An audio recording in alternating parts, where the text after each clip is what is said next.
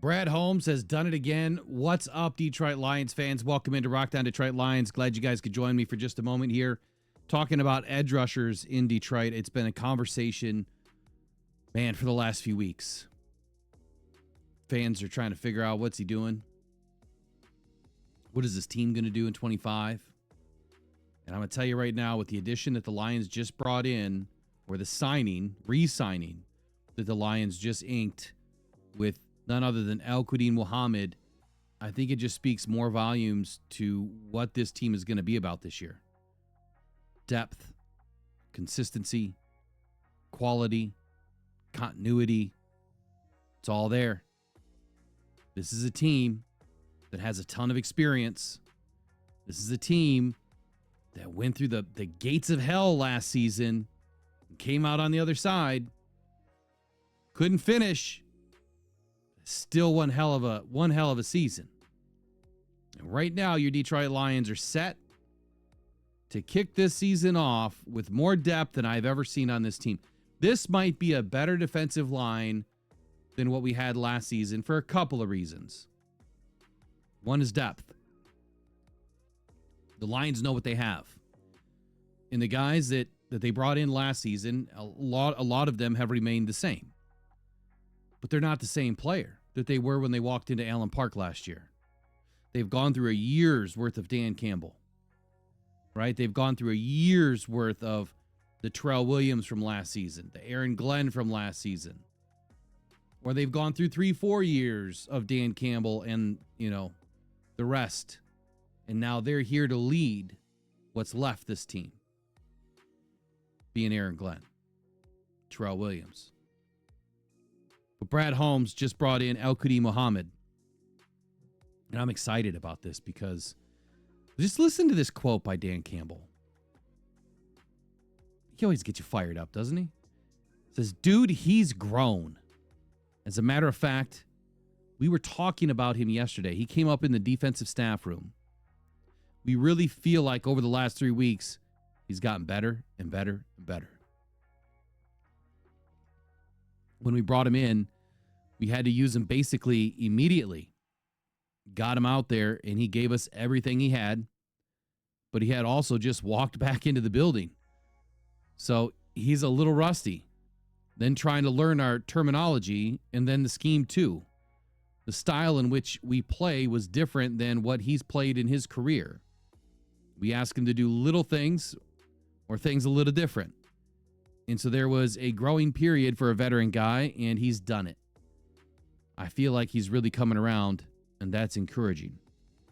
I don't know if you guys remember this, but like what Dan just said, last year you bring in Al-Quadin Muhammad. What was it? Week 8, week 7, week 8. So shortly after we lose Aiden, Lions are, looking for somebody. We lost some more players. So they bring him in, and it's the first week he's up, he's in. I mean, that is so rare to see that happen. You look at all the other guys that we brought in, they usually sit for a couple of weeks before they get an opportunity to play, but not this veteran guy. Not a guy that they felt that they could trust. And man, when he got in, did he play? He absolutely played well.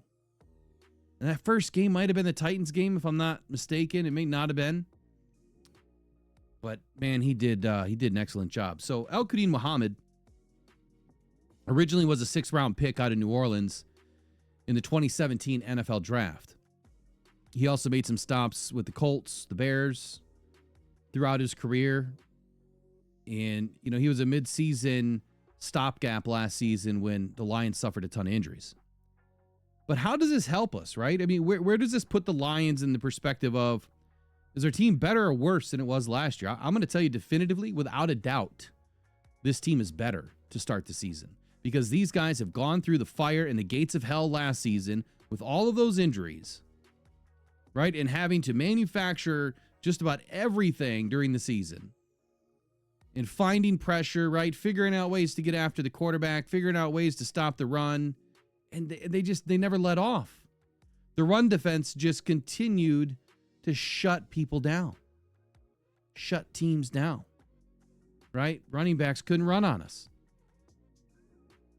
And the fact that the majority of all of those guys are back We've got continuity on our side, right? Camaraderie. These guys know each other. They're familiar with the scheme. They're familiar with what we do. They're familiar with the coaches. They're familiar with Allen Park and Detroit and their surroundings.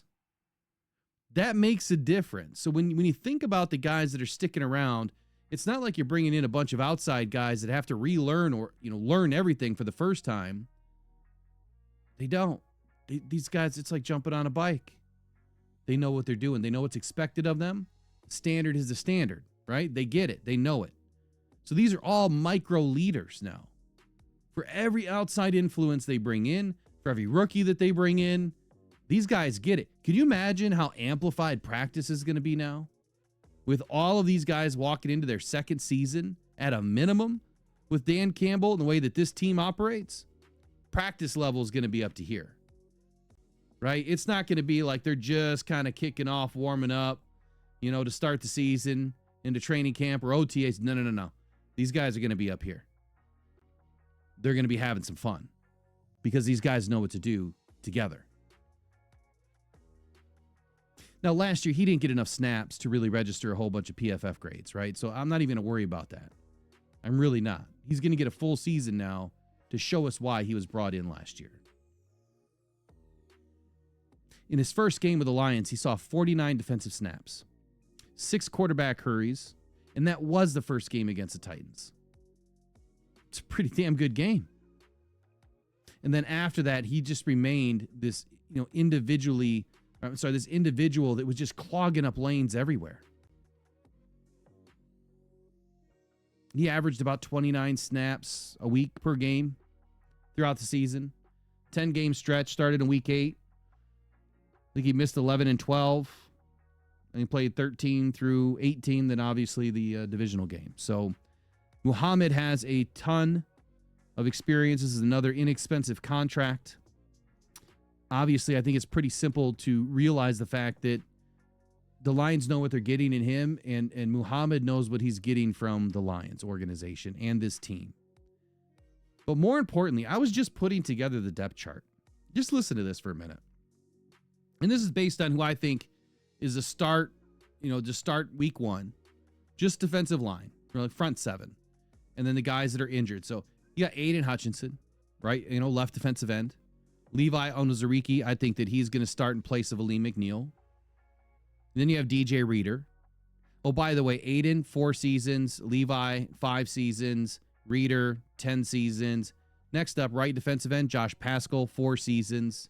Alex Anzalone, 9 seasons. Jack Campbell is entering his 3rd season. Derek Barnes entering his 5th. That's your starting front 7.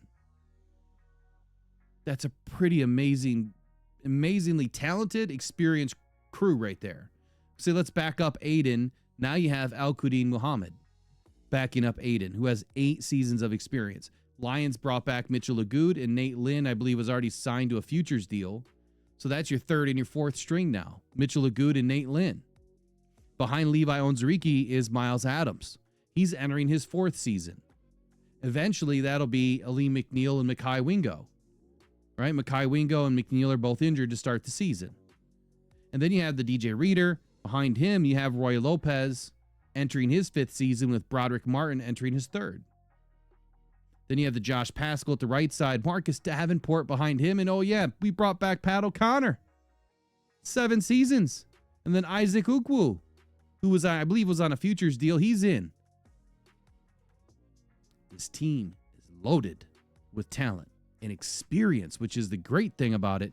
We only have 2 guys right now. I'm sorry, 1, 2, 3, 4 guys out of the entire front 7 that have less than 2 seasons of experience.